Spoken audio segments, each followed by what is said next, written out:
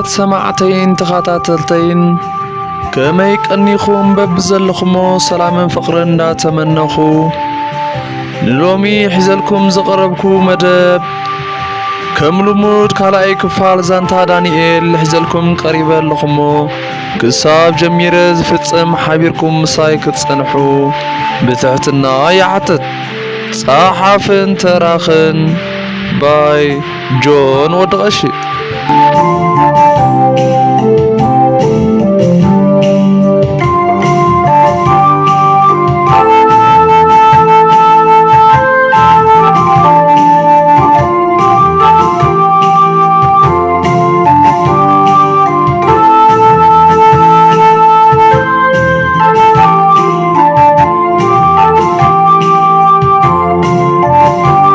ንነዊሕ ደቃይቕ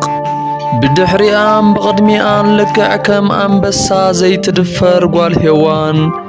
ክንከታተልን ክንሕሉን ልቢ ዳንኤል ዓርክና ገደደና። ዳንኤል ዘይተጸበናዮ ዓመታት ሙሉ ዝብጽብጸና ዝነበረ ድፍረቱ ኣብቲ ሽዑ ግዜ ብምትሁ ከየገረመና ይተረፈን። ከምዚ ወለዳ ስቒልካ ናብ ዝኾነ ከይተላግስ ሓልዋ ኢሎም ጠበቓ ወይ ድማ ዋርድያ ዝቖጸርዎ ይመስል ክሳብ ኣፍ ደገ ገዛ እትበጽሕ ሕቋን ጸጉራን ጥራይ እንዳረኣየ ፀሓይ ዓረቦ። እታ ጓል ኤዋን ኣብ ኣፍ ደገ ገዛ በጺሓ ክትኩሕኩሕ ጀመረት።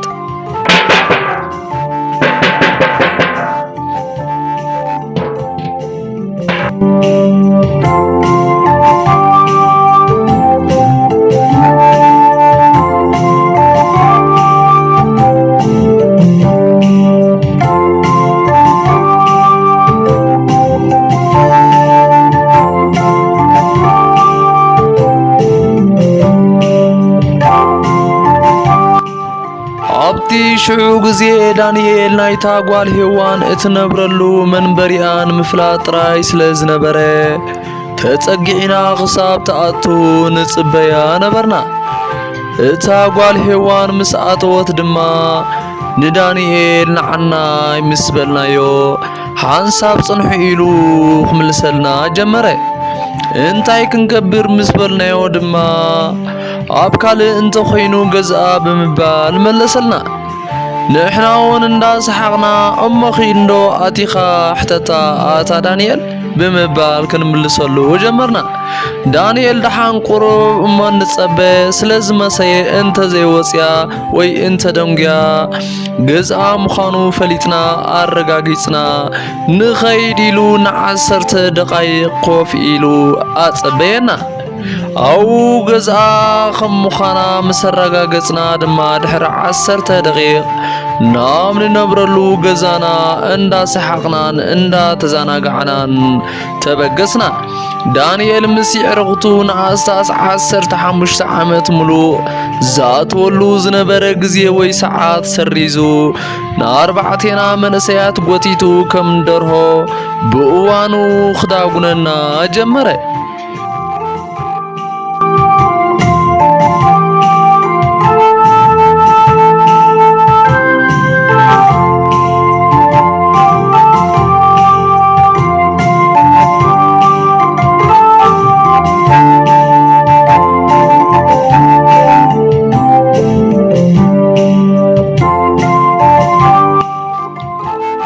ኣርባዕቴና ይዕሩኽ ገዛ ምስኣተና ንዓመታት ዝኣክል ኣብ ሓንቲ ሰዓት 100 ዝኸውን ኣርእስቲ ኣልዒልና ንዕልል ዝነበርና ዳንኤል ሃንደበት ሙሉእ ምሸት ብዛዕባ ሓንቲ ጓል ጥራይ ከም ንዕልል ኣኼባ ከም ንገብርን ገበረና። ከም ገለውን ኣብ መንጎ ዕላል ኣርእስቲ ተቐይርና ብፈኸራን ብጸርፍን ልብና እዩ ዘጥፋልና ዝነበረ። ናይ ምሸት ዝነበረ ኣኼባና ብዛዕባ ፍቕሩን ልቡን ብዛዕባታ ጓል ሄዋንን ነበረ። ናይ ነዊሕ ዓመታት ዝነበረ ህይወት ብሓደ መዓልትን ብሓንቲ ጓል ሄዋንን ቀይር ኣቢሉ ካብ ብብዝሒ ስቕ ምባል ገዛና ቤት መቕደስ ኣምሰሎ። نحنا ونحاكين مزراب سقطان كوفن مس بزحنان مس مررنان زلو قداينا فقري تقم أقلاقيلنا حقيزنا نابناي قدم حيوتنا سحقا فقرن كرملس حسابنا زبلنا يو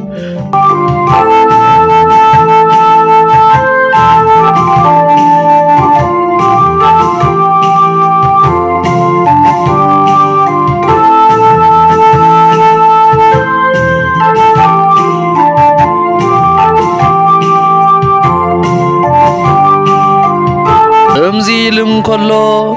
كابتم زنبرنا 4 جمعة دارقا عن دانييل نينا دفر زبلنا زنبرنا لعل كلنا دما بتعمي زحيلن زوعين دانييل يوزنبره دانييل نعينا بتازفتوان زفقران قال هيوان مسؤون بينين حساباتون ملأختون فقرن كبصحلو يلأخنن يمخرن نبره إتا قال هيوانو نعاي بمحير ممرلاس كابن دانييل نعاي نخزاربا قزيت هبني بزيح نبره حاقن مزراب آنون بتعامي زخبرا زنبركو مخنياتو عابل عليا بتشعو قزيت زراغوغ يقاي نبرن كالاي دمان مسائي سيس عاركين غدكون بحقي سلز نبرني كم حافسي متن بتحتنام بسحاقن صوتان بافلطون تقداسنتن زملو آزراربا اندا تزاربكي تأتو زبلان ملغتي زبتسحن زنبركو بزي مسرتون ندانييل عاركين خلمنلو قزيت هبني نبرد ግን ከምቲ ዝተመላለስክዎን ዝፀዓርክዎን ክሰልጠኒ ኣይከኣለን ምክንያቱ ኣብቲ ሽዑ ግዜ ዝነበረሉ ዳንኤል ዓርከይ ኣካይድኦ ይኹን ኣተሓሳስቡ ወይ ድማ ኣከዳድንኡ ብዙሕ ዋዕን ሓረካትን ዝመልኦ ስለ ዝነበረ ንኽትመርጾ ብዙሕ ድልየት ኣይነበራን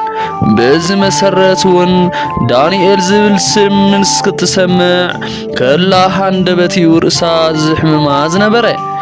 ግን ተስፋ ከይቆረስኩ ኩሉ ግዜ እንዳኸድኩ ይልምና ነበርኩ ኣብቲ ሽዑ ግዜ እታ ጓል ኣብ ልዕለይ ዝነበራ ኣጠማምታ ፍልይ ዝበለ እዩ ዝነበረ ኣብቲ ሽዑ ግዜ እውን ኣነ እውን ከምቲ ሰበይቲ ዓርከይ መጠን የኽብረየ ዝነበርኩ ክዛረባ እውን ብዙሕ ይደፍር ኣይነበርኩን ግን ነቲ ሓደ ዝፈትዎ ዓርከይ ዳንኤል ክብል ዝነበረኒ ሕፍረት ዋዒ ወጊደ ክቐርባ ጀመርኩ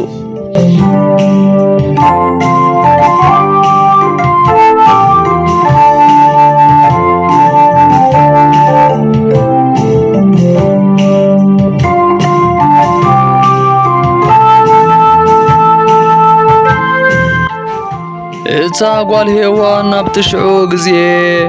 ኣብ ንዓ ዝረኸብ ኩሉ ሰዓትን ዕለትን ዝኾነ ይኹን ይኽፋይ ፀብቕ ዝዕልላ ዕላል ብጣዕሚ እዩ ደስ ዝብላ ዝነበረ ኣነ እውን ኣብቲ ሽዑ ግዜ ዝነበረኒ ሓሳባት ሰበይቲ ዳንኤል ዓርከይ ንመጻኢ ንኽትከውን ድሌታት ስለ ዝነበረኒ ወይ ድማ ንርእሰይ ስለ ዝእመንክዎ ምስኣ ብዙሕ ግዜ ይዕልል ኣይነበርኩን እቲ ብዳን ዓርከይ ዝሰላኽክዎ መልእኽቲ ኣብፂሐ ይኽፋይ ፀብቑን ንሳ ዝሃበትኒ መልሲ ሒዘ ናብ ዳንኤል ዓርከየ ዝምለስ ዝነበርኩ ከምዚ እንዳበልና ንነዊሕ ሓዋርሕ ዳንኤል ከም ኣፍቃሪ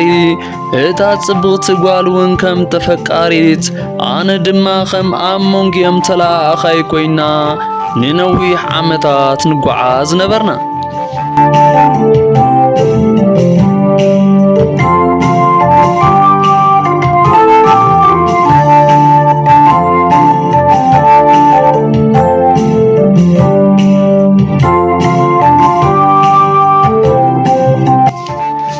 كبرات سمعتين تخطاتلتين نلومي حزلكم زمصاخو خلاي كفال زانتا دانييل ابزي كتزازم كلا ابز مص سمون فلي زبله تحسو خملم عنتي حزلكم كساب زقرب بب زلهم سلام فقر انداتمنخو بروق قنيات